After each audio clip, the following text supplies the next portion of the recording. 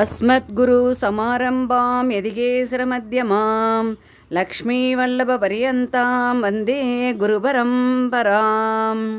முதல் 10 திருமொழி. பெரியாழ்வார் திருவடிகளே சரணம். புறம்புல்கள் கண்ணன் ஓடி வந்து தன்னை முதுகில் கட்டிக்கொள்வதை யசோதை அக்காலத்தில் விரும்பியது கூறியது போல பெரியாழ்வார் தாமும் இதனை இந்த திருமொழியில் அனுபவிக்கிறார்.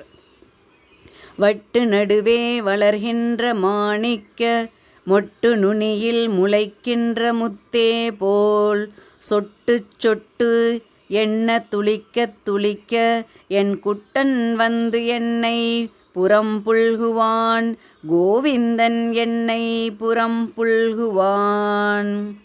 வட்டு நடுவே வளர்கின்ற மாணிக்க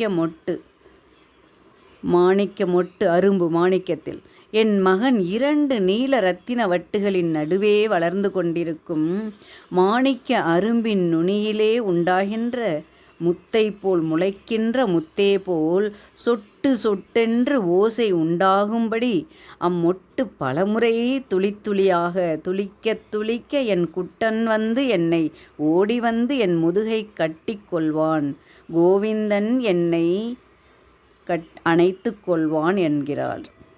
கிண்கிணி கட்டி கிரிகட்டி கையினில் கங்கணம் இட்டு கழுத்தில் தொடர் கட்டி தன் கணத்தாலே சதிரா நடந்து வந்து என் கண்ணன் என்னை புறம்புல்குவான், எம்பிரான் என்னை புறம்புல்குவான்.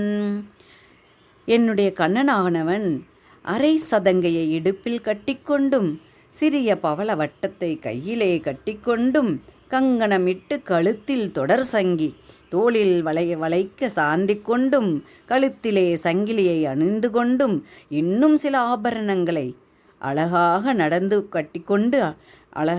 நடந்து வரும்போது என் முதுகை கட்டிக்கொள்வான், எமக்குத் தலைவனானவன் வந்து என் முதுகை கட்டிக்கொள்வான் என்கிறார்.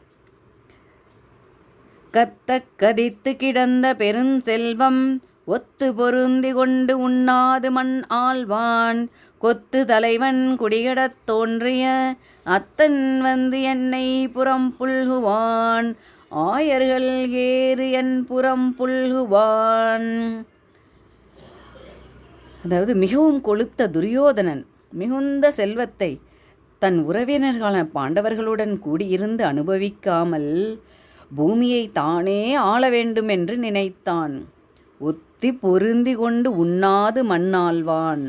செல்வங்களையெல்லாம் படைக்க பாண்டவர்களுடன் கூடியிருந்து அனுபவிக்காமல் பூமியை தானே ஆள வேண்டும் என்று நினைத்தான்.